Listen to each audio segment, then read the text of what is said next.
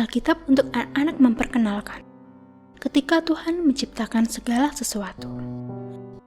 Ditulis oleh Edward Hughes, dibacakan oleh Rosyada, dikontak oleh www.bibleforchildren.org. Siapa yang menciptakan kita? Alkitab, firman Tuhan, mengatakan bagaimana keturunan manusia dimulai.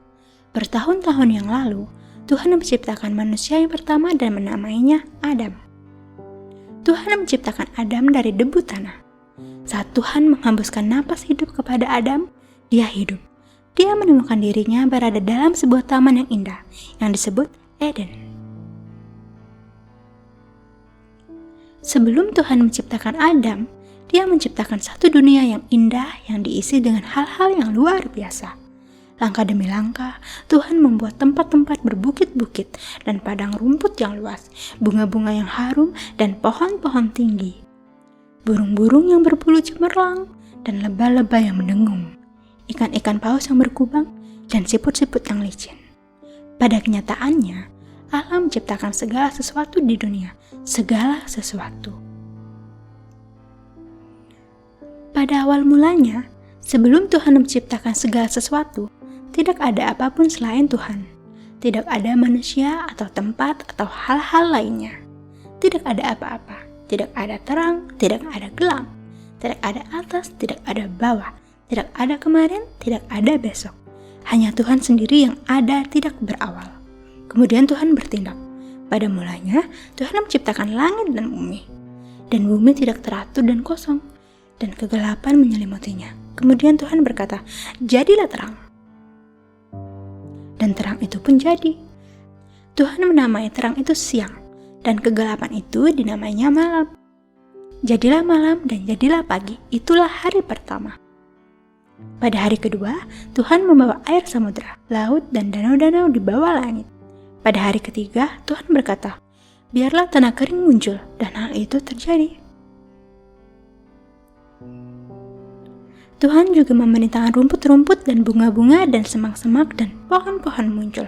Jadilah malam dan jadilah pagi, itulah hari ketiga. Kemudian Tuhan menciptakan matahari dan bulan dan banyak sekali bintang dan tidak ada seorang pun yang bisa menghitungnya. Makhluk-makhluk laut dan ikan-ikan dan burung-burung merupakan daftar ciptaan Tuhan selanjutnya. Pada hari kelima, Tuhan menciptakan ikan todak dan ikan-ikan sarden yang kecil, burung-burung unta dan burung-burung kolibri yang kecil. Tuhan menciptakan setiap jenis ikan untuk memenuhi lautan, dan setiap jenis burung untuk menikmati tanah, laut, dan langit. Jadilah malam dan jadilah pagi, itulah hari kelima. Sesudah itu, Tuhan berfirman kembali. Dia berkata, "Hendaklah bumi mengeluarkan segala makhluk yang hidup. Setiap jenis binatang dan serangga dan binatang melata jadilah. Di sana, di bumi, gajah-gajah yang mengoncangkan dan berang-berang yang sibuk. Monyet-monyet yang nakal dan buaya-buaya yang kikuk. Cacing yang menggeliat-menggeliat dan tupai yang berwajah tembem. Jerapah yang kurus dan canggung dan kucing yang mendengkur. Setiap jenis binatang diciptakan pada hari itu. Jadilah malam dan jadilah pagi, itulah hari ke-6. Tuhan melakukan hal-hal yang lain pada hari ke-6, sesuatu yang sangat istimewa. Sekarang segala sesuatu siap untuk manusia. Ada makanan di ladang dan binatang-binatang untuk melayaninya. Dan Tuhan berkata, "Baiklah, kita menjadikan manusia menurut gambar dan rupa kita, supaya mereka berkuasa atas ikan-ikan di laut dan burung-burung di udara dan atas ternak dan atas seluruh bumi dan segala binatang melata yang merayap di bumi."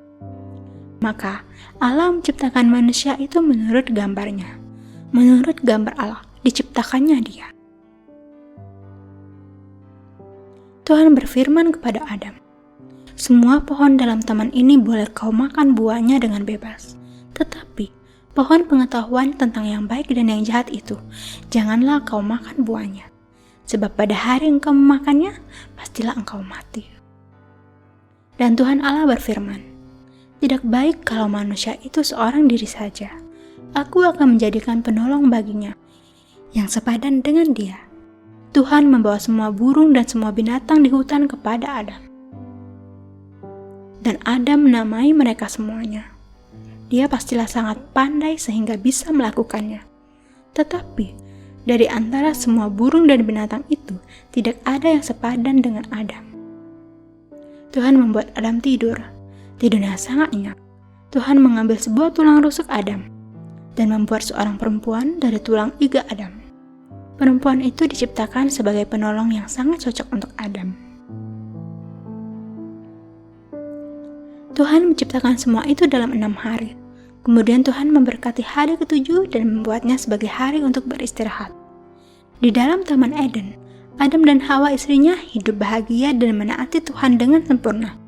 Tuhan adalah Allah mereka, penyedia mereka, dan sahabat mereka.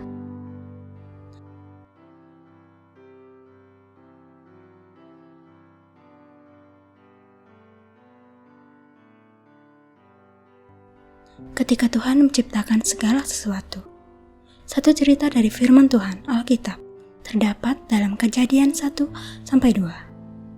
Jika tersingkap, firman-firman-Mu memberi pengertian. Mazmur 119 ayat 130. Cerita Alkitab ini mengatakan pada kita tentang Allah kita yang hebat, yang telah menciptakan kita dan ingin kita mengenal Dia. Allah tahu kita telah berbuat hal yang buruk, yang Ia sebut dosa. Hukum dosa ialah maut, tapi Allah sangat mengasihi kita. Ia mengutus putranya, Yesus, untuk mati di kayu salib dan dihukum karena dosa-dosa kita. Kemudian Yesus hidup kembali dan pergi ke surga. Jika kamu percaya pada Yesus dan minta Dia mengampuni dosa-dosamu, Ia akan melakukannya. Ia akan datang dan tinggal di dalammu sekarang, dan kamu akan hidup bersama Dia selamanya. Jika kamu ingin berbalik dari dosa-dosamu, katakan ini pada Allah. Allah yang baik, aku percaya bahwa Yesus telah mati untukku dan sekarang hidup kembali. Datanglah dalam hidupku dan ampunilah dosa-dosaku, agar aku dapat memiliki hidup yang baru sekarang, dan suatu saat nanti pergi bersamamu selamanya. Tolonglah aku untuk hidup bagimu sebagai anakmu. Amin. Bacalah Alkitab dan berbicaralah pada Allah setiap hari. Yohanes 3 ayat 16.